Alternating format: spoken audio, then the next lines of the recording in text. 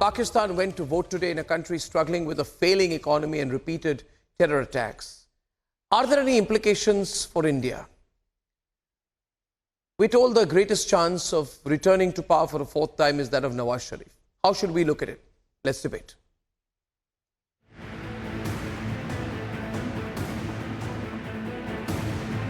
Pakistan voting to elect a new government.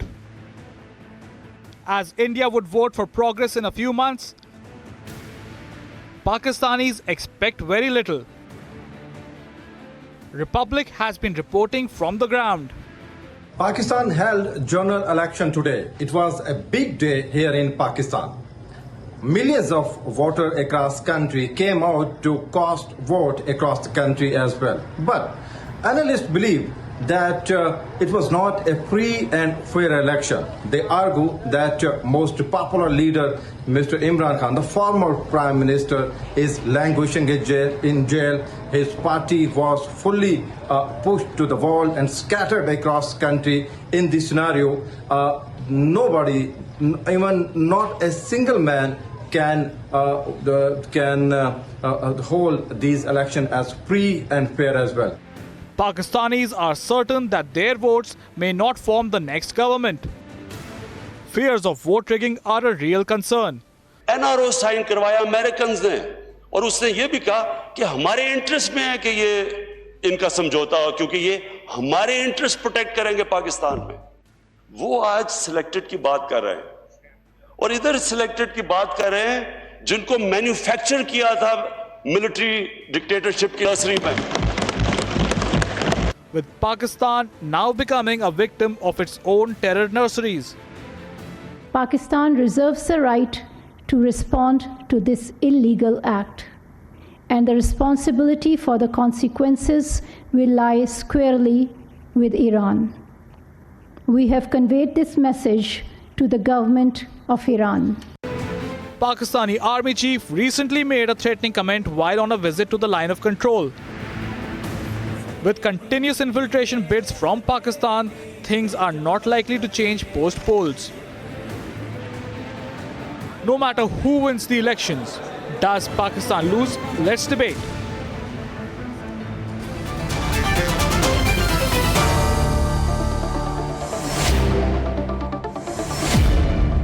A quick chat out there on that. Hamid Khan, senior journalist from Islamabad, and Major Gaurav Arya.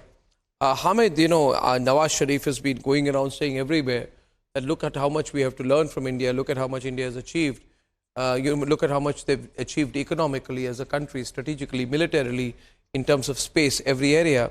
Now, what happens if he comes to power? What happens if he comes to power in your view? Hamid, can you hear me? Yes, I can hear you. I can hear you. Can you repeat what happens your if question, he comes to Arnab? power? Please. Right? My question is that it's been reported that Nawaz Sharif has the best chance in these elections with Imran Khan in jail. Right? Now, what happens if he comes to power, given the fact that he's been a fanboy of India's economic, strategic and geopolitical progress? What happens Thank you very in much. his approach? Because will the approach change? Let me tell you one thing. The good thing is that despite of all the apprehensions and everything, eventually we are having a general election. Yes, there are few questions about general elections, but the good thing is that the continuity of democracy is there. Secondly, whosoever will come in power, there are a lot of political and economical challenges for Pakistan. There is no doubt about it. But as you know, that as long as there is a politically elected government, they would have much more better mandate and power to take the tough decisions to bring the country's economy back on track. And I believe that, it's whosoever wins, it should be for the betterment of the country, and it will put the country on the right track. Despite, there was a lot of controversies in terms of not letting Imran Khan's PTI to contest the elections openly. Yeah, so contesting No, I'm just saying election that in the was past, for big example, question, Nawaz Sharif has accepted, Gaurav, that Lashkar-e-Toiba, Jaish-e-Mohammed are operating from Pakistan during 26/11, right? The problem with these Pakistani politicians is they say the right things when they're out of power. When they come to power, they turn into the biggest proponents of terror, maybe because we're at the mercy of the army. So, Gaurav, what is your expectation? I think it's Arnab, you're very right when you say this, because look at Imran Khan. When Imran Khan was in power, there wasn't a day which went by when he would not abuse Mr. Modi or India. But as soon as he was kicked out by the army, as soon as he was in his jalsas as a normal citizen or an opposition leader, Imran Khan actually played the videos of Dr. Jaishankar. And he said it 100 times that, India has the finest foreign policy possible. They are friends with the Americans, but they take oil from the Russians. They buy S-400 missiles. So, yeah, Arnab, I think you have it absolutely correctly. This is what all Pakistani leaders do. When they're in the opposition, they praise India. When they're in power, they sort of not just criticize, they actually go down to the level of abusing another country. But Arnab, nothing. You see, it's called in Pakistan, it's called general election for a reason, because there is a general involved in this election. And that is General Asim Munir, which is why the Pakistanis call it a general election. Now, you see, everybody knows Nawaz Sharif is going to become... What would Asim Munir's role be in all this, Gaurav? And who would he want to come in and why? I really enjoyed it. I don't think you like it. I think you agree with it. Yeah. I don't think you just like it. I think you agree with it. Yeah, Gaurav. No. Yeah. I don't agree with it.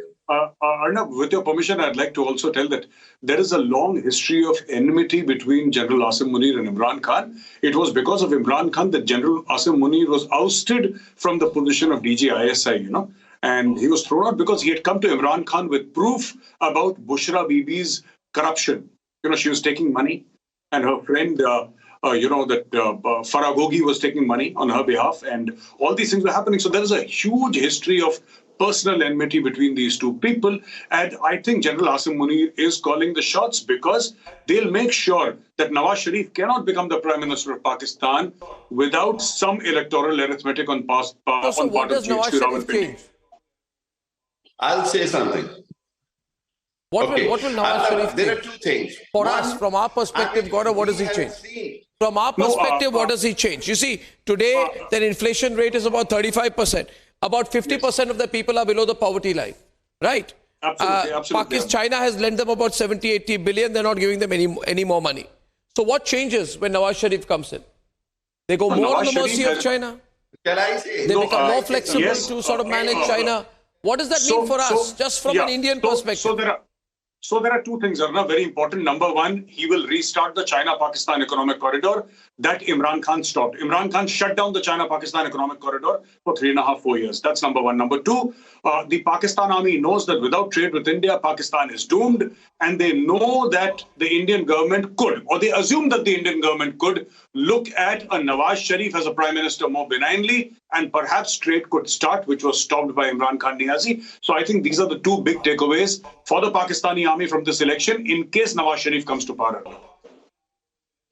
Can I add something? If Nawaz Sharif comes in power, there is no doubt that India-Pakistan relation could be better. But again, all the responsibility on the Modi government, if they will not provoke anything against Pakistan, if they will not provoke anything on line of control, if there will be no provocation by the Modi government. On the other hand, Imran Khan was taking actions against Indian army and Indians because of the Balakot, and Imran Khan has to order to bring the Indian jet down, and Abhinandan we were captured. So Imran Khan's situation was different.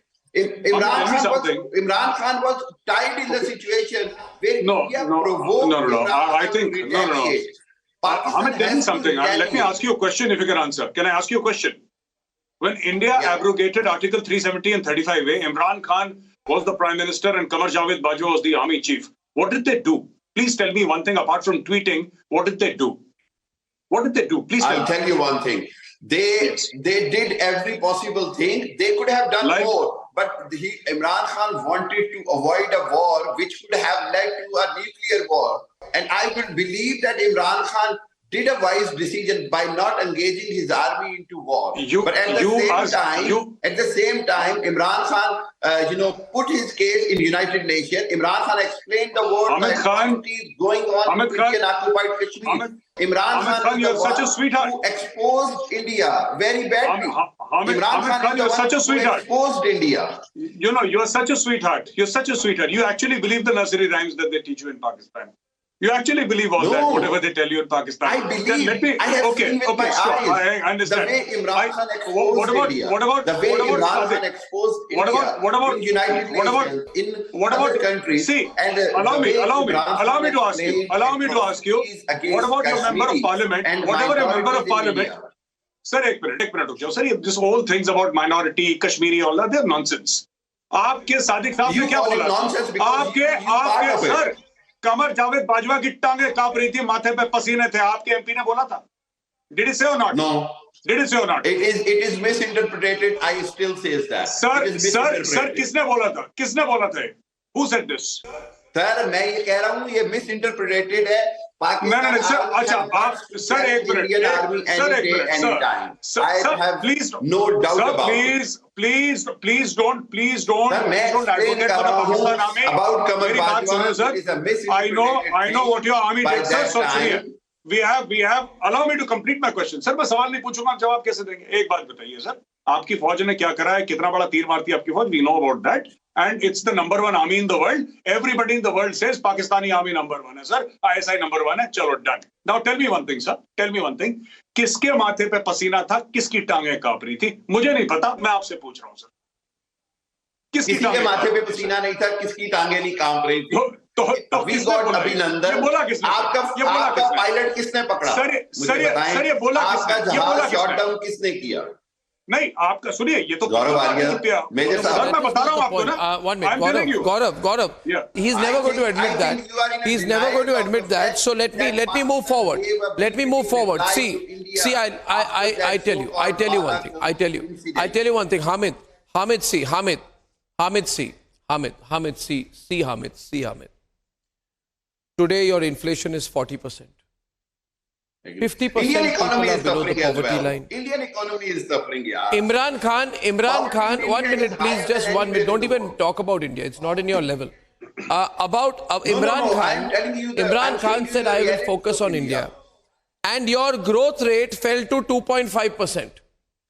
Your dollar to the Pakistan rupee ratio, you lost 50% of your value. Even Bilawal Bhutto says, रहना मुश्किल हो गया in Pakistan. And Nawaz Sharif recently said something very interesting. He said today, what is the standing of the Prime Minister of Pakistan? He's like a beggar. He goes from country to country begging for money. He goes begging here and begging there. And India has reached the moon. This political system to India is hosting G20 meetings. Why don't we achieve what India has? Who is responsible for this? And I'm saying that the leaders of Pakistan are responsible. So this man comes into office as a realist. He realizes, London में बैठ के उन्होंने सोचा होगा कि क्या हालत है, क्या स्टेटस है, और आप पे तहरीक तालिबान अटैक कर रहा है, and Imran Khan was taking great pleasure at the return of the Taliban in Afghanistan. Taliban आप पे अटैक कर रहा है. यूनाइटेड नेशंस ने बोला ये सोशियो पॉलिटिकल सिचुएशन पाकिस्तान में क्या है. You see, you have to understand. I am asking you a question. Will this be a Nawaz Sharif who has learnt his lesson? ये सुधर के आए हैं कि वही पुराने इमरान खान नवाज शरीफ है? ये सुधर के आए, इनमें कोई रियलिटी आई है? आपके लीडर्स में कोई रियलिटी आई है? हाँ जी. Nawaz Sharif will try to have friendly diplomatic relations with all its neighbors as long as they do not provoke conspiracies against Pakistan. Nawaz Sharif is much more compromising person or believe in trade and friendship between both countries than any other leader Pakistan had. but all the burden is on Modi's government because your election is coming as well. And Modi needs a kind of a hot borders on Pakistan-India borders to win the election. That is the problem. Modi, you overestimate yourself. You overestimate the importance of Pakistan. Modi needs a war. Modi is going to win the elections without Pakistan. If Pakistan were to disappear tomorrow, he'll still become the Prime Minister. Oh भाई 10th से 5th economy कर ली भाई यही तो किया है आप नाम सुनो मोदी का तो ये सुनिए you know what I'll tell you let's have a serious discussion let's have a serious discussion let me tell you something please I'm requesting you actually हर एक पाकिस्तानी बच्चे को झूठ बोला जाता है ये झूठ बोला जाता है कि तुम बहुत अहम हो और दुनिया को फर्क पड़ता है देखिए सुनिए मोदी जी को जरूरत नहीं है पाकिस्तान की दुनिया को जरूरत नहीं पाकिस्तान की आपको भी जरूरत नहीं है पाकिस्तान की आपको भी जरूरत नहीं है I think Pakistan is not part of our discussion here. We are only looking at it in terms of geopolitical stability. And we do hope whoever is the new Prime Minister of Pakistan comes together with a sense of purpose, realism, and is not India obsessed. Ladies and gentlemen, we'll watch. We're tracking that. And I shall see you without fail at 9 o'clock tomorrow. Till tomorrow evening, good night and goodbye.